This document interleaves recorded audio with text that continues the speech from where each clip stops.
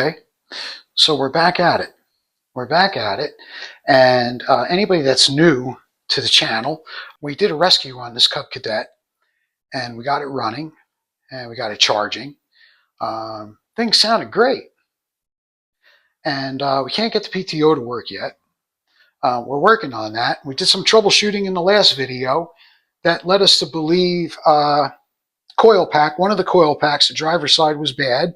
And so, of course, I didn't have coil packs on me that day, so that video ended. So now we're picking up where we left off. We're going to put some new coil packs in and just see what we got. But before we dive into the coil packs, I had mentioned previously what could possibly be an issue. Theoretically, it should check out, but I want to be certain that we have continuity at that reverse safety switch. And I want to check a couple other things as well. Okay, so one of the other issues that I had previously mentioned was the reverse safety switch. So we're going to check the reverse safety switch for continuity right now. And I'm suspecting that it does work, but we still got to check this thing out. And that's only because of the 12 volts at the plug harness for the PTO. If this was bad, man, this is really murder to get to. If this was bad, we would not, because it would kick the power out for the PTO. That's what it's supposed to do. And we have power. Okay, so that's continuity. So now power is going through it. So it's allowing the PTO to run. And then when I engage reverse, right?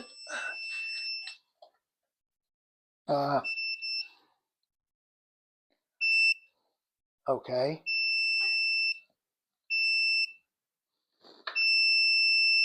It's in drive, reverse, drive. Oh, wait. Drive, reverse. No continuity. PTO shuts off. The switch is definitely a little spotty. But still, that's not the problem. Let's do a little investigative work with the motor here, right? This, which at the time, I didn't know what that was.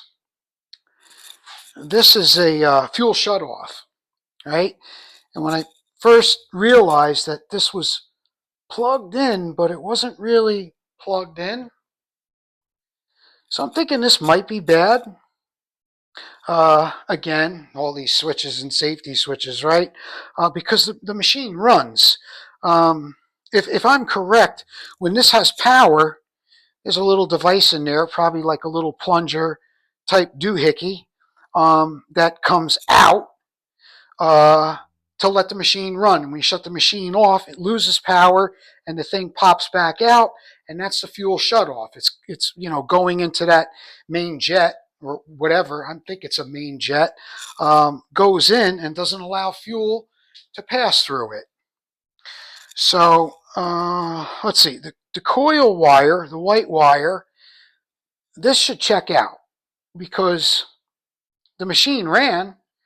It just didn't run so good. It sounded great, in the beginning when you first started it. But the coil, the driver's side coil was definitely bad. And had we had the machine under any kind of a load or even trying to drive it, we might have had a lack of power. It could have stalled.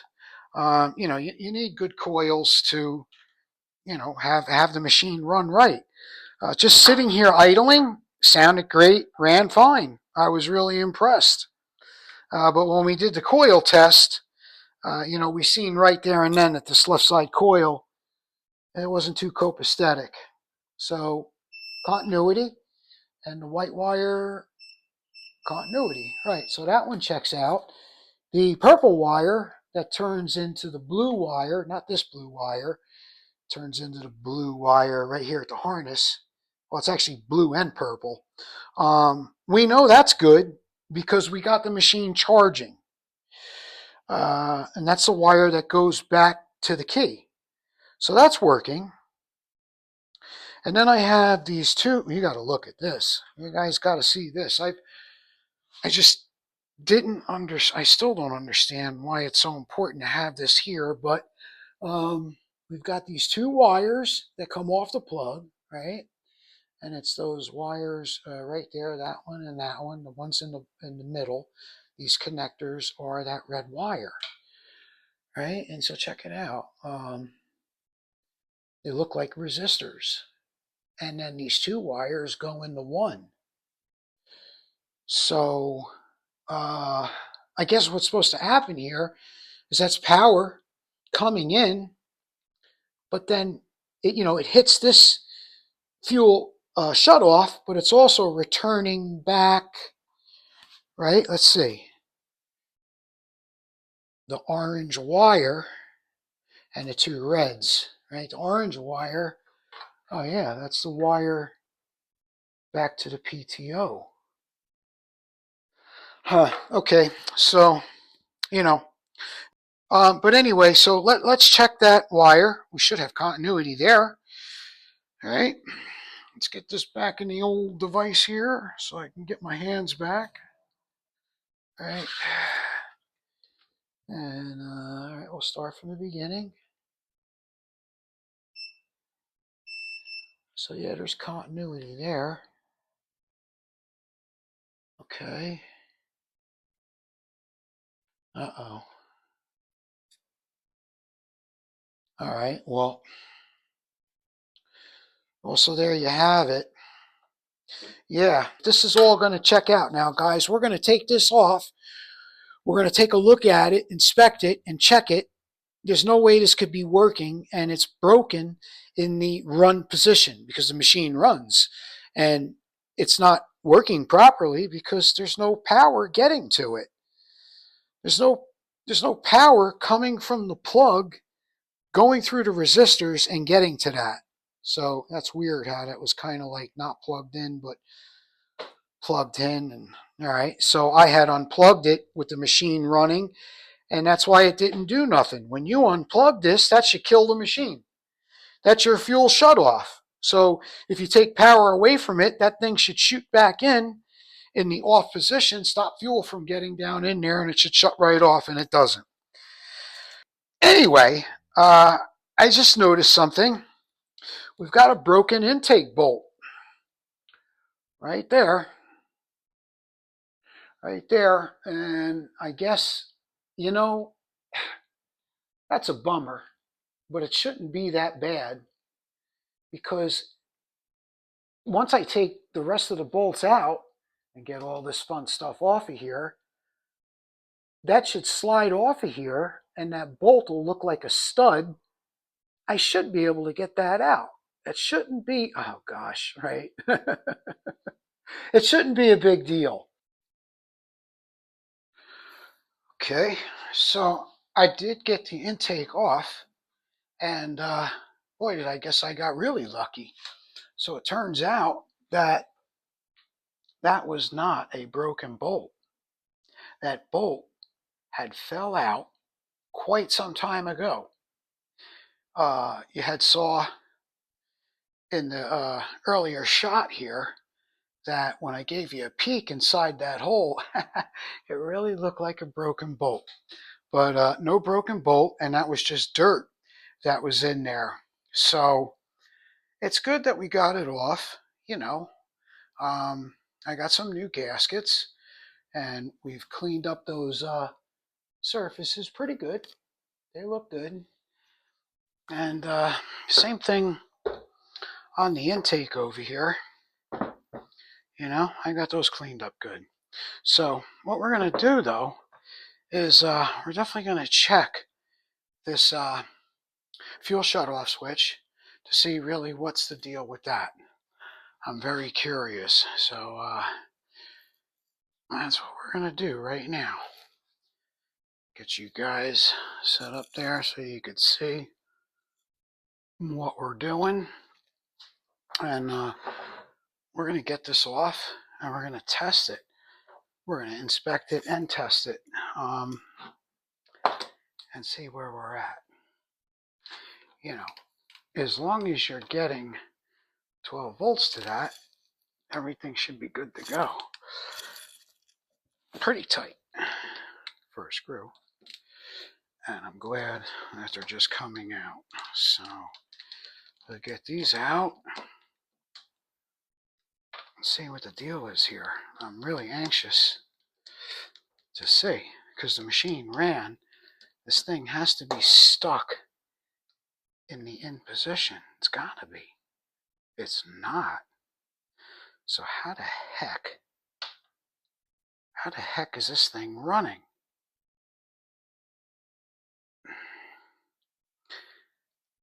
I did not have power to this, so this is a real mystery. So here, look, let's go a little further. See what we got here. Let's test it. Right? So if I ground it over here on this battery, as soon as I give it power, that should go in. Oh yeah, look at that. So I'm amazed. I'm still going to put a brand new one in because I have it. And I think we may or may not. Let's see what the new one looks like exactly. All right. So this all looks the same. Definitely. There we go. Get brutal with it. Okay. So it looks like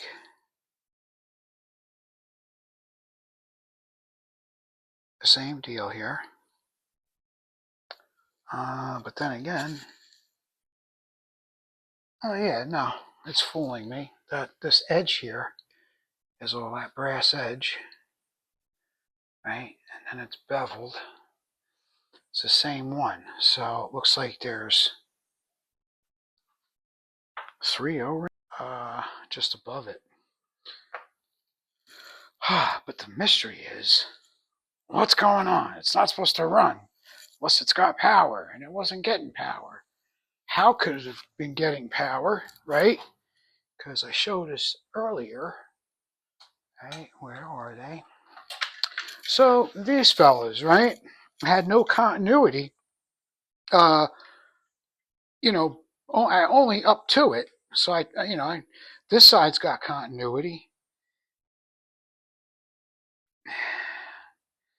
Yeah, so resistors or fusible links, regardless, they're both basically the same. They're there to protect against short or power surge. So it's just protecting the switch and then the return power here, because basically that's what it's doing. We determined that, and then that's the orange wire that goes back to the PTO switch on the machine. So, yeah. Well, at any rate, we're going to put it all back together with some fresh stuff.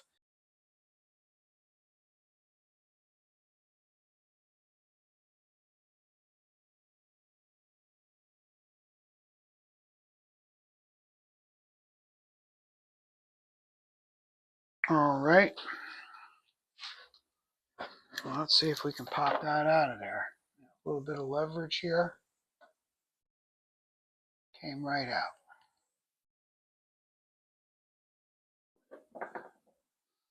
So, in all reality, this thing looks pretty good. There's a little bit of ugh, but it's not, it's not clogged up or anything like that. So, but we got all this new stuff. It's the right stuff. So we're going to just use it and put it in. All right. We'll give this a little shot of brake clean and just get any possible foreign goo out of there. As soon as I find my rag, there we go, bingo. All right. Man, always watch your eyes when doing this. You get this stuff in your eyes and you're going to be hating life. So always be careful. you know, and you never know where it's going to come flying out of. Like you just seen a little bit possibly come out of there. I'm shooting it in here, so do be careful. Okay, that main jet, you could see it. It's hard to see. Sorry, I can't get a better shot on that. But, you know, looks like there it is. Bingo. We got you. It looks fine. It's clean. There's no goo in there. We're good to go. All right. So at least there's nothing alarming there. This is all just because of the whole mystery, but I don't know. There's no real urgency here. All right, so I've actually got to take these doctor's gloves off and get this able to roll it on there. All right, there. Doesn't want to go. Very stubborn. Look at that. Maybe that's not where it goes. I don't know. Sure looks like it from the old one. Unless put a little dab of weasel juice. Oh, there we go. That's perfect. All right. Should pop back in there. All right. That's that. And then the new switch would go like that. Okay. They gave us some new screws.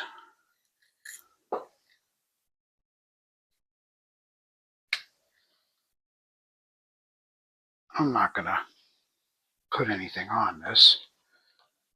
They were in there pretty good. Those holes are dry, so we should be fine.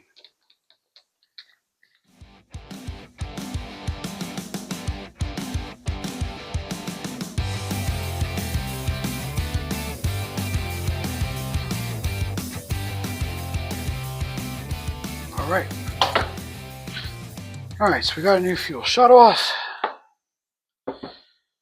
And we need to put the intake back on the machine.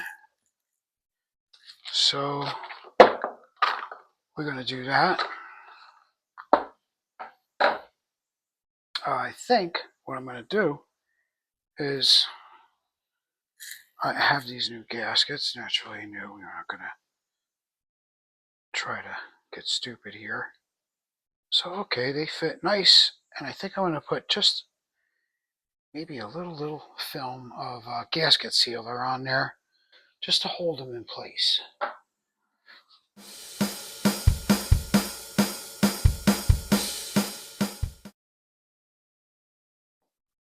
All right.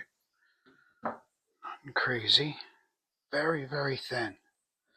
I don't like to use too much unless you really need to.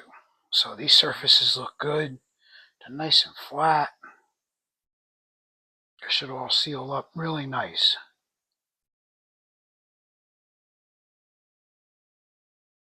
All right.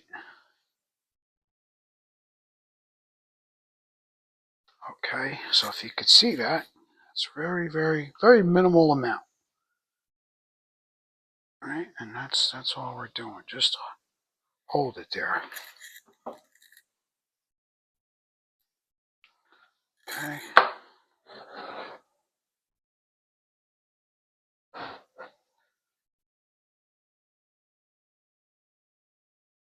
Very, very nice. Super thin.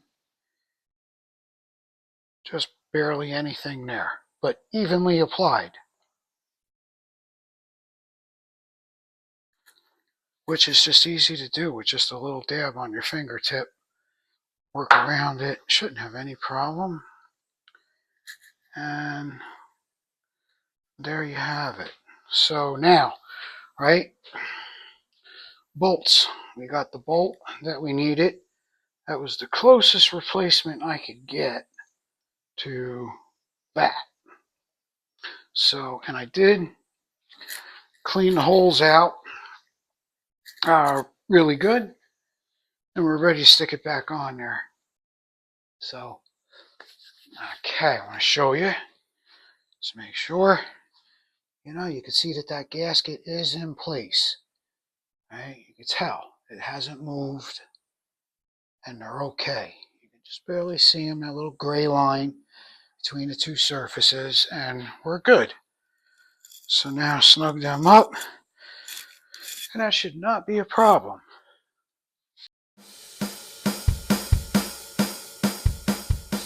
Got these off the interweb, and I really just, I don't know, I just honestly went by the eye. I forget what we had here. They had given me a dimension left to right for the holes. That had worked out. I mean, right down to the same color resin that they used to seal them up. So anyway, I'm pretty sure they're the right ones, and they should do the job. So we're going to install these, and we're going to gap these. We got to gap these, you know, the distance between the coil packs themselves and the magnet on the flywheel. We want to put 10 thousandths of an inch between the two. I've read 8 to 12, so I'm just shooting for 10. I think 10 will be fine. I hope I don't end up eating those words, but I think 10's a good number. So that's what we're going to do. We're going to put these back on the motor and gap them at 10 thousandths. Okay, so I want to show you exactly how I did this. I mean, whether whether it's going to be right or what, I'm going to show you exactly how I did this. So I centered the pickup on the flywheel perfectly with the coil. And then I inserted a feeler gauge on each side, and you could see I was favoring the edge of each pickup, left and right. Now there is one in the middle, but of course we went with the left and the right. So ironically, the front one is 11 thousandths because that's all I had. I don't know where the other 10 went. And this back one is set at 10. And I just snugged it down, and that's what we got. So I just wanted you to see that exactly how I did it. Now this pulls out fairly well with a little bit of resistance, and this one might have to be redone. That one's very tight. But at any rate, I think that's the best approach to take.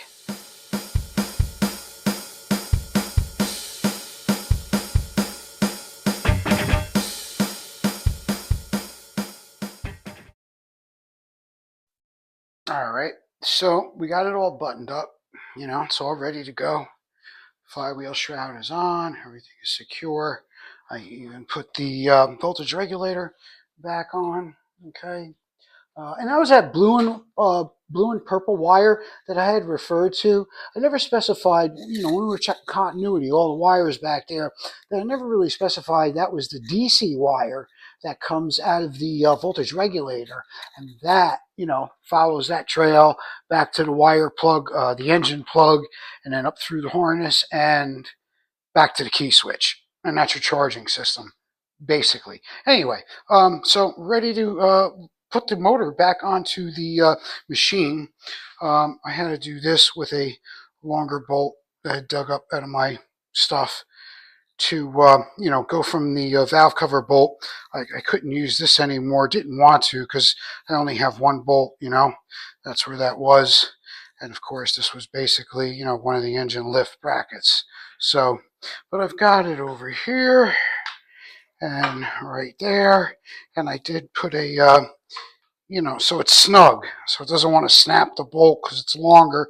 I got a nut under there and then a few washers on the top, and so it's snug in place. It's not going to snap the bolt. And I'm going to use this 2x4, well, it's actually a 1x3. I'm going to use this to slide under the chain, get it on the workbench, and just pivot it over to the machine. So, hang. All right, so let's give it a shot. I'm kind of only working with one arm right now. I have a little bit of an injury on the right arm, but it's okay. I think I could do this. And of course, I've got the light in the way. You know. All right. So we have to move that here.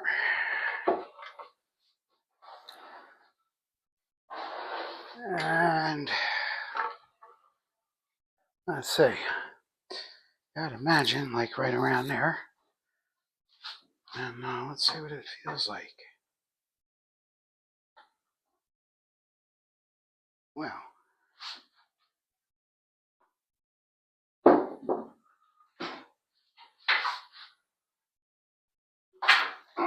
right there. Okay. Pretty good for one arm. All right. I closed up that valve cover. You know? Yeah. Wanted to get that closed up right quick. Just getting you guys adjuster rated here. Get a good shot on all of this. Okay, yeah, so I'm just getting this closed up. You know, I don't want to leave that open. I get real paranoid about dropping stuff down the carburetor. When I was 16, I was working on this car, and you know, God, you know, it was the light of my life, and I loved this car. And I was putting it back together, and I dropped a bolt down the carburetor, and I was like, okay, don't panic. You know, it's no big deal. The carburetor butterflies, you know, they're all closed. Just take the carburetor off. And in the process of doing that, I struck that butterfly accidentally. And clink, clink, clink, clink, clink, clunk.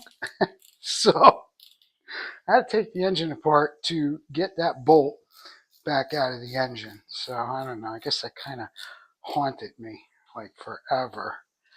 But be real careful.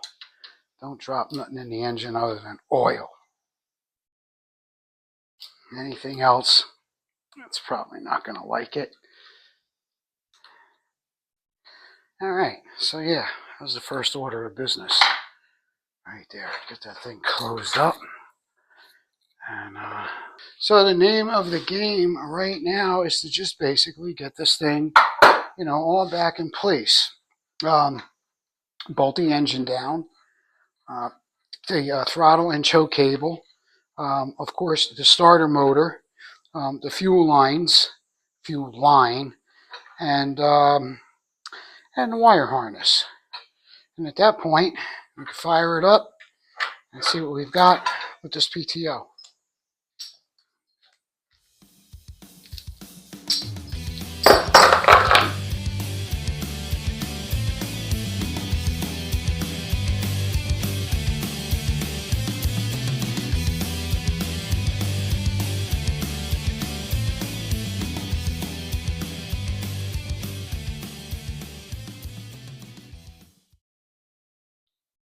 Okay, so you know, yes, I do have the motor back down on the machine, and I was getting ready to tighten down the motor, just based on, you know, all the little marks that I could see where it was. But I'm glad I thought about this because the shaft is just a solid shaft, and it's got very, very little play. There are some like nuggets in there that on the engine side, there's just a little bit of forgiveness. But I'm telling you, if you go to bolt the engine down first, it's a nightmare to get the drive shaft back in. So you do want to put the drive shaft in first, starting with the drive unit end, and get those bolts all snugged up. When the shaft was in here, just sitting in there, it was only just like, it was almost right there, where it was, you know, convenient to be able to line it up with the motor. So that worked out good. You wouldn't want the motor down tight, and then install the drive shaft. And then when you tighten up the bolts on both ends, and now let's say you're finalizing the tightness of the front bolts, the bolts that are on the back of the crankshaft, you might wind up pulling on the crankshaft trying to tighten those bolts. So it's better that you just get that shaft into place first, get those bolts all tightened up on both ends, and then bolt the motor down.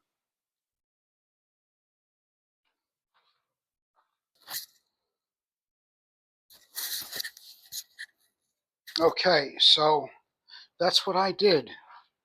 I put my drive shaft in, and all my bolts are tight, crank and pump.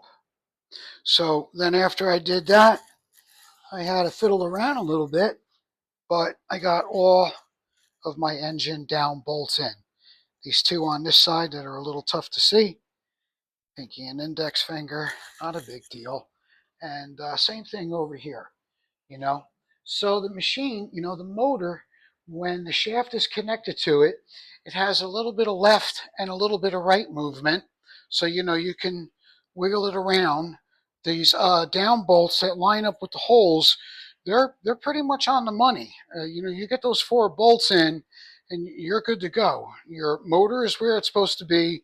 Your shaft has, whatever. There's no tugging or pushing on the crank. It's right where it's supposed to be. So I really think that was the way to go.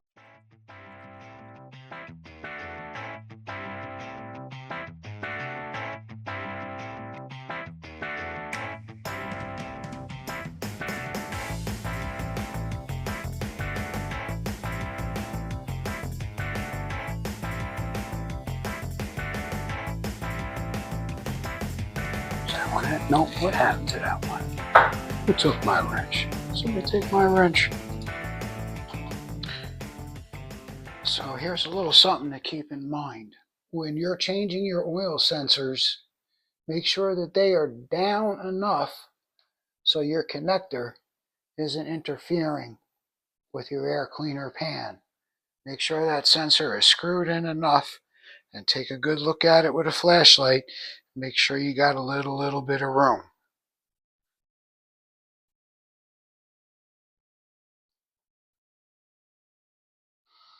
Okay, so I got this thing all back together, right? And I did connect the terminals on the battery. And I had forgotten the terminal, the ground wire for the fuel pump, right? So anyway, that wasn't a big deal, and it's good that I did that, and I'll get to that. So I had immediately went to go hit the key, first bump, and now we have this problem where, see that? That's not right. That's not supposed to do that. That's supposed to be all the way over here, the last one, that spring action. So, let's see what we come up with.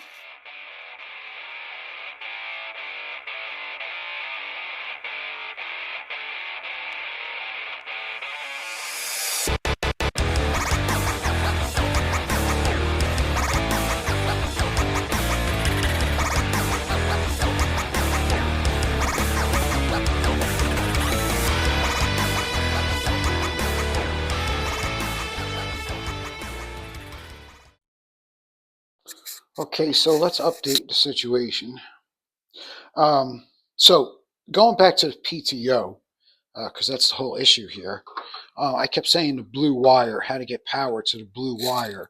And the blue wire right there, okay, because right from here, out of the PTO switch, goes to the PTO. That's not a power wire from what I'm gathering. So I've got this power wire now that comes out of the wire harness, goes to the PTO. There's always power going to the PTO.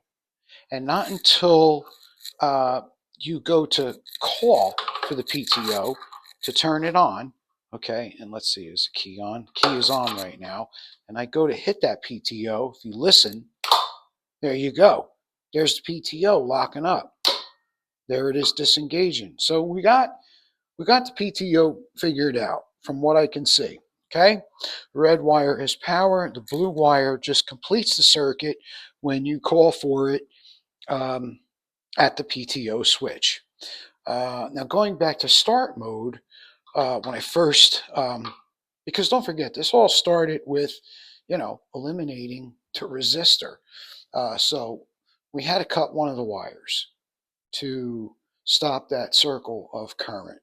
So I had figured out which one it was by doing one at a time and then coming back to the key and then seeing, okay, because I would just turn the key on to the first click here, and that's where we had the starter right at the first click. So that was no good. Stopping that loop here and cutting the one wire did correct that. So now when you go to start mode, it's like normal. You go all the way and then it engages the starter. So the only problem now was I didn't have spark. And I'm like, why don't I have spark? These are brand new coils. So I got power going to the coils. All right, just this down for a second. I'll show you I got power. This white wire is power to the coil. Okay, and if I can stab it and also hold the phone, there you go. So there it is, power to the coil. So here I am showing you guys how I've brought power, yellow wire to the white wire, which just goes back to the coils. That is so wrong. Wrong, silly me. In an automotive application, yes, you would have to bring power to your coil.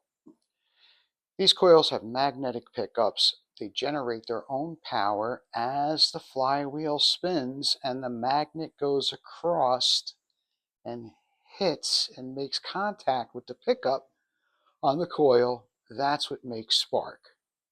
So let me just show you real quick here. Your coils, right? If you take these wires off the coils, right, you could start your motor. You just won't be able to turn it off unless, of course, you choke it and put your hand over the carburetor and suffocate it, right? Because this wire, the white wire, which is connected to what I just showed you, turns into the yellow wire, right? And the yellow wire goes back to the key switch. Now, it might be a little tough to see, but you could see the yellow wire right there. Okay, so when your key hits the off position like it's in now, the ground, you could see that green wire, it's there, right? Hopefully you could see that. When you turn your key off, the ground jumps over to the yellow wire and the neutral wire becomes the ground and stops the coil from producing spark and turns the motor off. Okay, so that was I was just so wrong what I was doing, and that was part of the problem.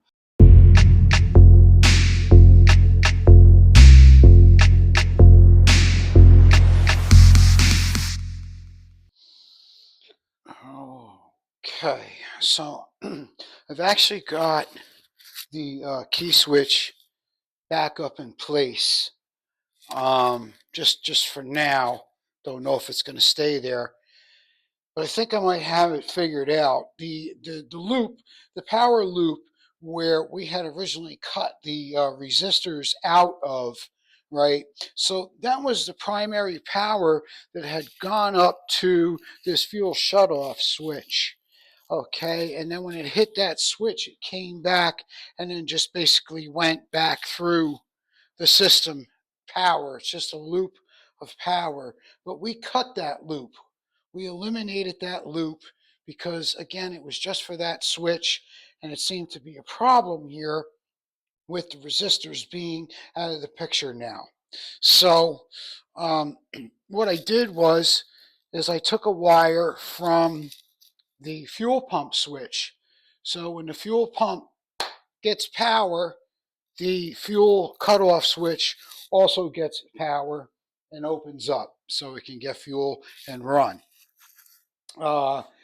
And then the only thing that I've really got eliminated is basically the safety switch that's built in to the PTO. For whatever reason, it liked it, so we left it. And we didn't make any changes at the key switch. And the blue wire referring back to with the PTO, that's not a power wire. That's basically providing a ground. When you pull that PTO switch out, it provides a ground because the red wire that comes off the harness is power to the PTO all the time. And it doesn't work or engage until it receives a ground. So we did that. Yeah, so that's where we're at.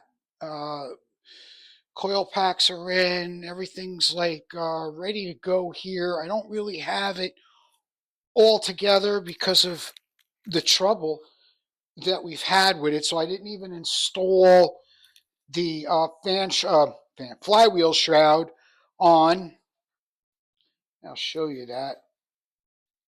So that's just open right now because I want it to be able to get to these wires. And of course, with the shroud on there, you can't.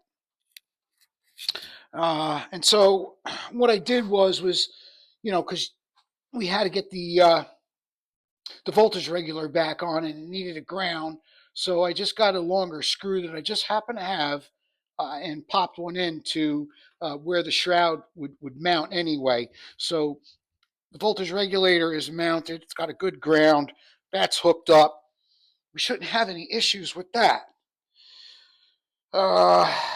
That's basically it.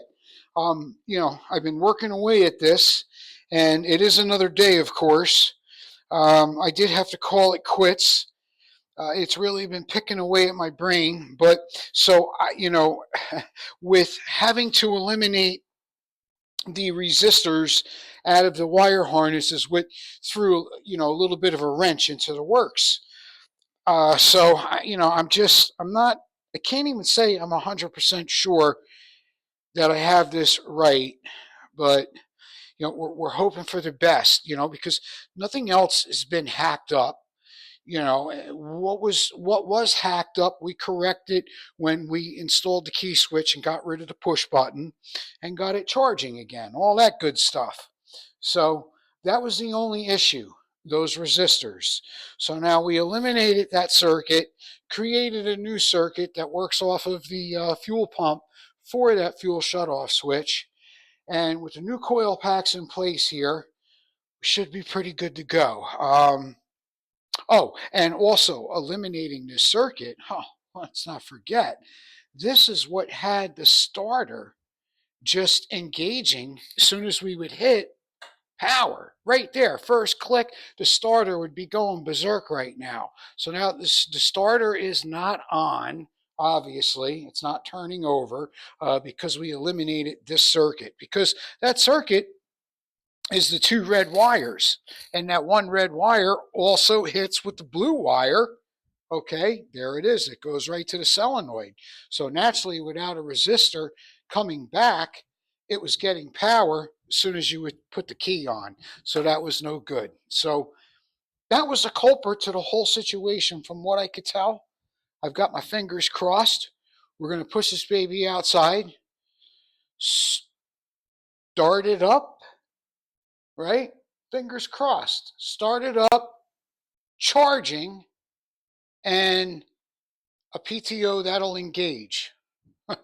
So yeah, here we go, right? Oh man, this will be a long time coming. Been fiddling with this thing for a minute for sure. And I'm anxious to see what we have here. And anybody that's been watching and has any kind of curiosity, I'm sure you guys are ready to see some action too. So let's keep our fingers crossed.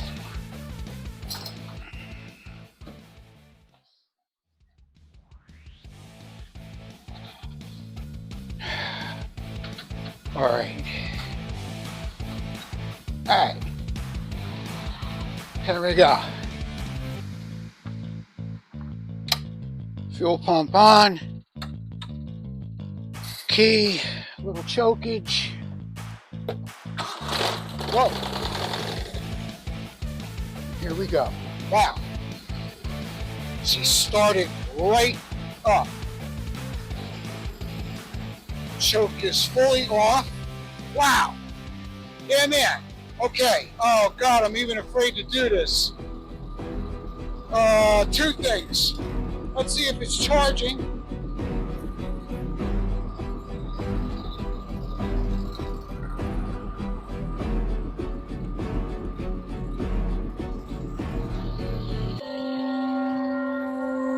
Alright. Is it charging? Not really. What's going on? There she goes. She's charging. We got 1375 on the voltmeter, multimeter. 12-volt battery test. It is charging. Half throttle. PTO. Holy moly, there she is. We got a working PTO. The coil pack was the problem. The weak coil pack would not allow that PTO to engage. There you see it. Spinning around pretty happy. Shut it off. Turn it on. There you go. There you have it.